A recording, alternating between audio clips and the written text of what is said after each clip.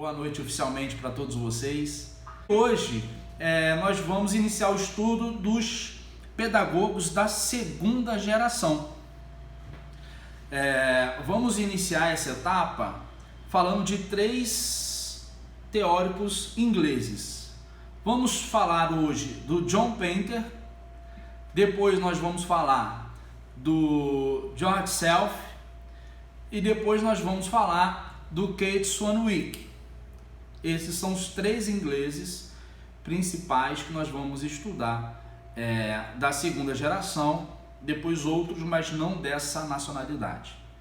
Bem, esses teóricos da segunda geração, eles têm uma estrutura similar quanto à relação dos seus elementos pedagógicos, que na verdade é uma relação com a música de vanguarda.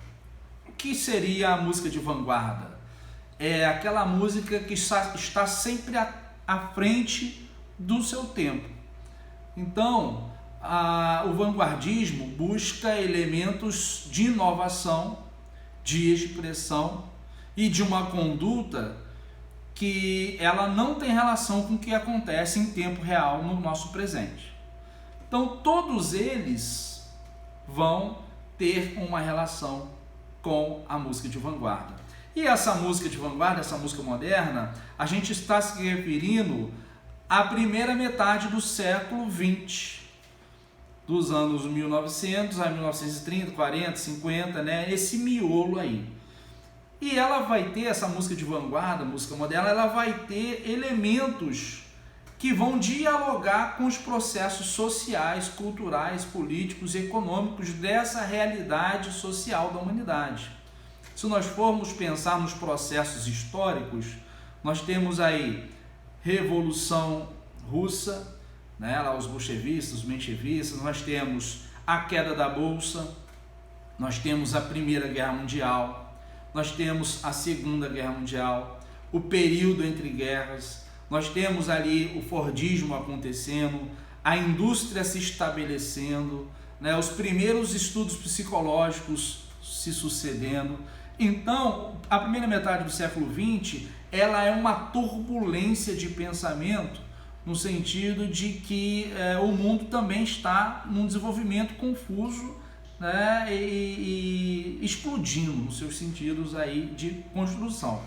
E essa música, ela vai ser dessa mesma forma. O que estava antes? Principalmente o romantismo. O romantismo, uma música super compreensível, uma música tonal, uma música que você identifica elementos musicais como andamento, gênero, ritmo, tonalidade. Então esses compositores da vanguarda, eles querem quebrar esse movimento. Nós teremos aí o atonalismo, o dodecafonismo, a música concreta e outras mais que vão surgir. Experimentos musicais diversos. Então, essa música é o que vai agregar o conhecimento, a prática pedagógica, os métodos pedagógicos dos teóricos da segunda geração. Beleza? Nesse primeiro cenário, o John Painter. John Painter nasceu em 1931 e veio a falecer em julho de 2010. Então vejam que, como Suzuki também, não viveu quase 100 anos, mas viveu bastante. E se nós tivéssemos que escolher uma palavra-chave, o que eu sempre falo, um jargão, para definir o Painter, nós poderíamos dizer que ele trabalha com a criatividade. Essa é a palavra-chave do John Painter. A música criativa nas escolas, a música criativa na sala de aula, certo? John Painter, além de professor, ele era um compositor. Nós teremos nessa segunda fase, nessa segunda geração, também uma exploração dos compositores atuando nos elementos pedagógicos.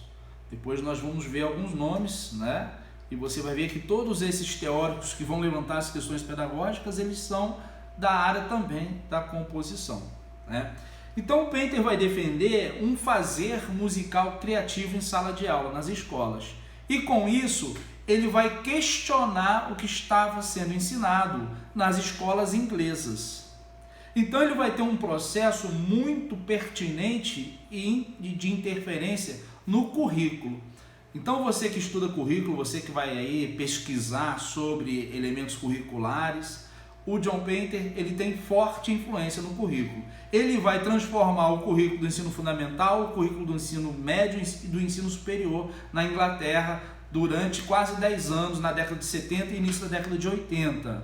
E ele vai fazer isso junto com outro colega. Qual colega? O Swanwick. O Swanwick vai ter participação ativa nessa transformação curricular da Inglaterra, certo? Eu deixei o Swanwick por último, que eu considero o Swanwick mais complicado e difícil. Quem sabe a gente não consegue voltar, certo?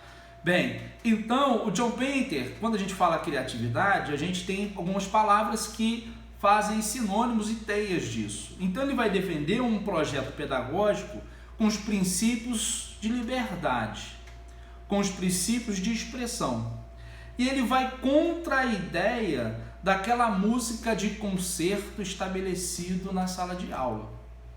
Então ele vai defender que a criação, o improviso, a expressão deve ocupar o local do ensino, né, de músicas já dogmáticas pré-estabelecidas do repertório erudito constituído, certo? Então, ele acompanhando essa revolução vai se juntar ao Schaeffer, vai se juntar ao Selve, vai se juntar a Gertrude, que é uma alemã, eu acho que também o Porena, um italiano, e vai então começar essas questões dessas ideias. Ele vai dizer que o professor de música deve trabalhar com projetos. E o que seriam esses projetos? Seriam deliberações de ensino musical em que não precisa terminar o final da aula. Então eu começo um tema hoje. Vamos começar o tema hoje, frevo, certo? Aula temática frevo. Então ele vai chamar isso de projeto. Se hoje eu falei do frevo e não deu conta, né? E se a gente souber trabalhar, não dá conta mesmo em uma aula. Então hoje eu vou falar dos cantores do frevo. Beleza, vou conhecer trabalho. Na próxima quarta-feira, ele vai continuar falando de frevo, continua esse projeto, né? Então nós vamos falar dos instrumentos do frevo. Beleza. Na terceira semana, ele vai trabalhar com a ritmicidade do frevo, né? Fraseologia, compasso, tempo forte, porque na quarta aula ele vai trabalhar com a historicidade do frevo, né? Que veio lá de uma matriz africana e vem e tal, colabora. E depois, numa quinta aula, ele vai fechar o projeto fazendo uma performance de frevo, né? Ele vai fazer uma exposição da dança dramática frevo, vai vestir a roupa e vai e tal, vai misturar tudo. Então, ele defendia essas aulas a partir de projetos. Quando ele faz isso, ele novamente questiona o padrão estabelecido na Inglaterra, né? E nós estamos vivendo também aí um processo de libertação da educação de uma forma geral, né? Aquela educação que as pessoas aprendiam imitando, que as pessoas aprendiam no padrão tradicional. Nós temos aí no estudo da pedagogia também uma educação libertária, né, nesse momento. Então, com isso, ele vai propor uma mudança curricular, né, e vai conseguir mudar o ensino superior, vai conseguir mudar o ensino fundamental e o ensino médio, certo? Ele tem 3 obras importantes, né? A primeira obra chama Sound and Silence. É uma obra que ele vai propor alguns métodos, algumas atividades, né? Coisas assim. Ele tem uma obra também que chama Sound and Structure, que vai falar da estrutura musical, né? Das composições, né? E a terceira obra, depois no slide eu vou lembrar aqui.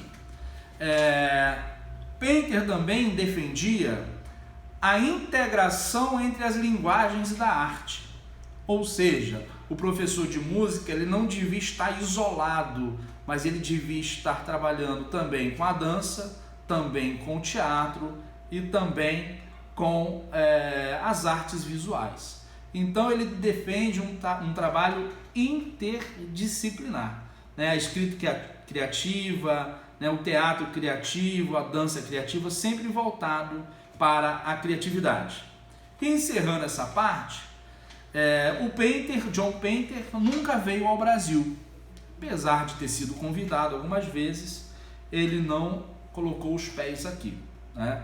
Mas passou em países como Israel, Canadá, Estados Unidos, Holanda, Alemanha, França, Portugal, Espanha, Argentina, Polônia, vários países ele passou, e a sua atuação maior foi na Itália, né?